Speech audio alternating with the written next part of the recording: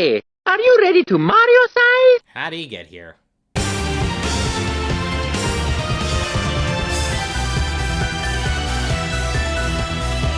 Video game movies are a tricky thing to get right. Even when your final product doesn't reek of bad writing or executive meddling, there's always the matter of catering to the fans versus catering to the average moviegoers. In focusing on one group, you alienate the other. But even with this constant struggle, more and more video game adaptations have been doing well with either one camp, the other, or both.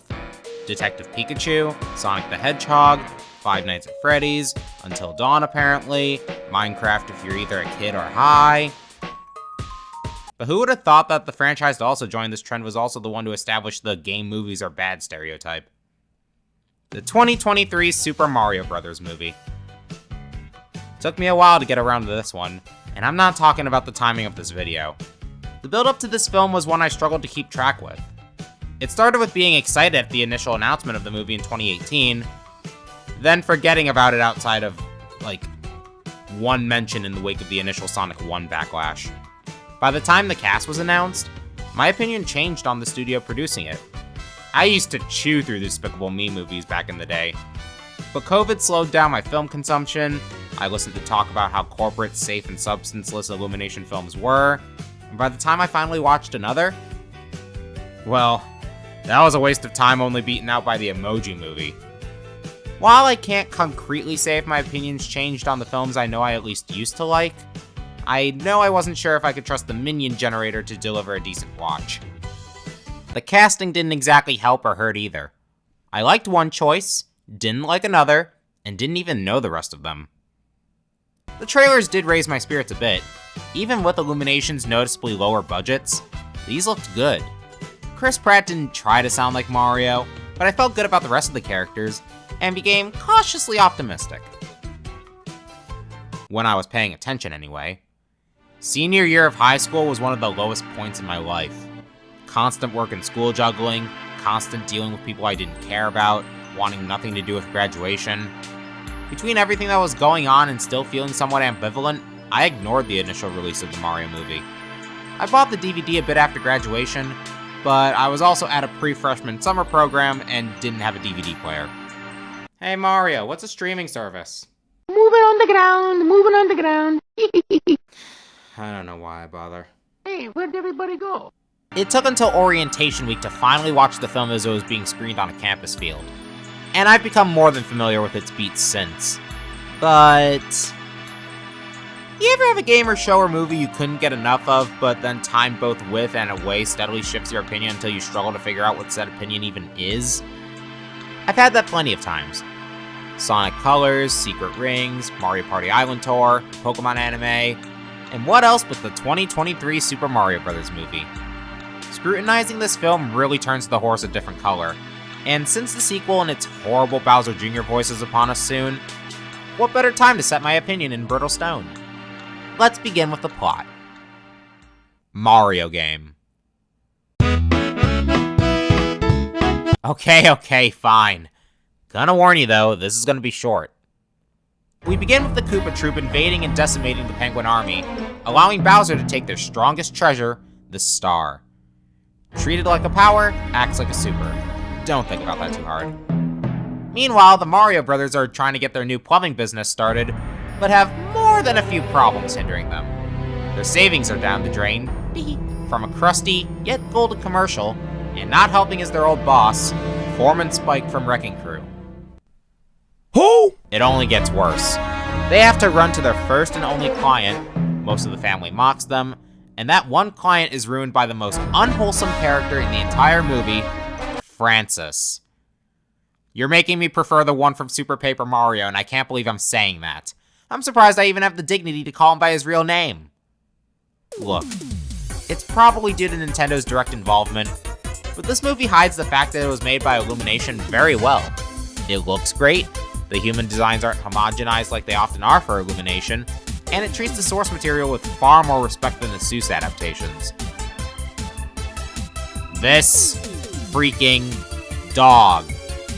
It's just Pollito from Despicable Me 2 with the "oh so funny" random animal screwing up the protag's job, But at least Pollito was a little more relevant to the plot by being the villain's guard. This is just some dog who gets irrationally angry for something that's not the bros' fault, and messes up their job out of spite. You didn't need him to have the brothers mess up and go home empty-handed. Make the problem something they just happen to find after destruction begins. Stupid dog! You made me look bad! Mario's not feeling great from his dad's choice words. We can see that because he's playing Kid Icarus of all things. But the call to action returns with a flood on the streets. And then it's brushed aside after the pipe bursts and sends the brothers to a secluded area with a strange green pipe. Going a mile a minute here, sidelining Brooklyn. Speaking of sidelining, the bros get sucked into the pipe and separated in the warp zone. While Luigi ends up in the Darklands and captured after a single chase, Mario lands in the Mushroom Kingdom and is brought to the castle by a wandering toad. There we see Princess Peach relaying her plan to convince the Kong army to form an alliance and stop Bowser, before meeting, and, eventually, letting Mario join her. From there, the rest of the film is Mario and Peach making the journey to the Kongs, then the Kongs helping them reach Bowser with their carts, then dealing with the fallout of their temporary failure there. Also Toad's here too. Luigi and all other prisoners are saved, and Bowser's anger culminates in a Bonsai Bill attack, though it's called a Bomber Bill here for some reason, that ends up damaging the warp zone when Mario leads it away from Peach's castle, bringing everyone in the collaterals to Brooklyn, looking strangely not flooded. I know it's been a few days in universe, but it sure as hell doesn't feel like it. Hell, I don't think Mario's family was even concerned at all. Either way, against all odds, the brothers manage to take back the star and use its power to stop Bowser once and for all. The brothers get the praise and respect they deserve, and are free to work how they want and live in the Mushroom Kingdom. This story is by no means deep. If I had to compare it to something, it's like Paper Mario 64, but with only 1.5 partners and replacing the Star Spirits with Rogue and Kong. You even have intermissions within Bowser's Castle, and these are great. You've got a song that was nominated for a Golden Globe despite half the lyrics being one word, Kamek in a Dress, Cheerful Nihilism, A Bowser Fangirl's Dream, and I'll just say it here, Bowser got the best treatment of all the characters. I mean, is it really a surprise? If a sports spin-off opening, a Tetris game, and a goddamn parental controls video can do Bowser good, of course the big feature film would. Bowser's got the ham, the power, the love sickness, the anger rooted in insecurity, the funny, and Jack Black nails his delivery. The way Bowser rants at Mario in the final act while attacking him, it's the one instance a character is given relevant extra insight. Beneath all the fire, power, and shine, he's lonely from lacking the one thing those couldn't buy him, and instead of having some self-reflection, he flips out on the closest he has to a love rival. See, this movie has a frequent problem that permeates the entire experience. It doesn't know how to pace. Beyond the list of moments that end too quickly, which I'll bring up soon, there are plenty of things established in slow moments that don't really go anywhere. Mario's bitterness towards feeling small? I mean, I'd say it's taken care of, but it's also not exactly brought up again. Luigi recalling a childhood memory to assure himself that Mario will save him? Cool, doesn't mean much. Peach's backstory of not knowing where she's from? One scene only. Rogan Kong self-conscious about being a Smash Monkey? One scene only. Bowser's the only character where a nuance with him is brought up and actually relevant. And that's not to say the rest of the characters are horrible. Aside from that stupid dog, they aren't. For the most part. Mario, our protagonist. He's fine. A little static, but not really surprising given his game counterpart is pretty much a jolly canvas. They mask his lack of development through emphasizing his physical growth in conjunction with his determination. And I think this works fine enough for Mario. There just needed to be more. There are a couple times when Mario's refusal to quit is brought up. I would have had it start earlier with someone, be it Spike or a family member, frame it as a bad thing, then have Peach explain that that drive is the reason she lets him come along, and not just, you almost made it. That way there's some confidence building in there, and it looks like real character growth. Luigi and Peach are an odd case. They've swapped places in the typical narrative, and the writers opted to make Peach a badass to balance Mario's inexperience. And you know what? I'm not against this. The brothers have an established relationship, so this lets the protagonist form one with someone unfamiliar. Would I call it a fresh take? No. But I think it's an interesting decision with potential. Problem is, they overdo it. Peach is about one tier below modern female Disney lead levels of busted. Anything she does it almost perfectly. The obstacle course Mario spent all night attempting? She got it right away immediately. Mario in a losing battle against Rogan Kong? Peach is the one to point out the block with the winning power-up. She get forced into the wedding? Toad slips an ice flower into her bouquet and she not only saves herself, but also delays the sacrifices. Hell, in the final battle, she's the one to kick the star over to the brothers. I don't think you needed all that. Peach can be a badass and still struggle. Nintendo power, anyone? Remove the mention on her clearing the course immediately, have Mario notice the block himself, and if Peach has to fend off Bowser's minions at the wedding, get rid of the ice flower. All at the moment in Brooklyn Slide that leads us to hype. Now, I know what you're thinking. Wait, this wouldn't show Peach's power as well when it matters. 1, that's the point.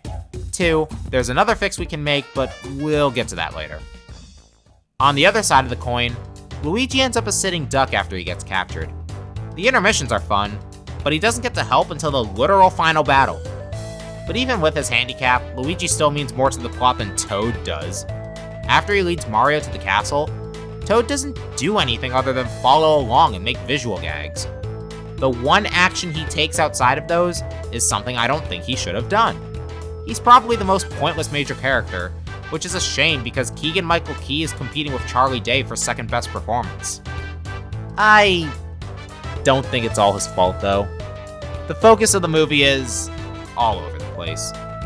Things are a mile a minute, and plenty of moments just sort of happen regardless of the relevance. I already mentioned character details revealed in slower moments never amounting to much, but then you have scenes like our duo and a half traversing multiple areas in seconds. Seeing Bob-omb Battlefield, 6-1 from 3D Land, the Sand Kingdom, and Yoshi's Island are all fun, even if it sort of spoils the post-credits scene. But you condense what's supposed to be a long journey into a montage that's less than a minute long. And this isn't a long movie, barely over the hour and a half mark, and that's with credits. Once we leave Brooklyn, the film seems to want to just hop from set piece to set piece like they're levels in a video game. Oh. Well, props for keeping the spirit in mind. I think it's safe to call this a Mario product first, a movie second. As such, a pretty thin overall plot, character development being light, and being defined by exciting action, callbacks to the franchise's long history, and some funny bits. Not gonna lie, nearly every joke involving Bowser, Luigi, outside of the stupid dog, or Lumily lands well. There are some misses though. Mario's consistent distaste for mushrooms. I get the irony, and apparently Miyamoto thought it'd be funny, but I'm sorry. Sonic did it first, and did it better. Have Mario reject a chili dog instead to make the old school rivalry reference come full circle. Peach saying Mario's not important right before leaving. Not funny. Didn't laugh.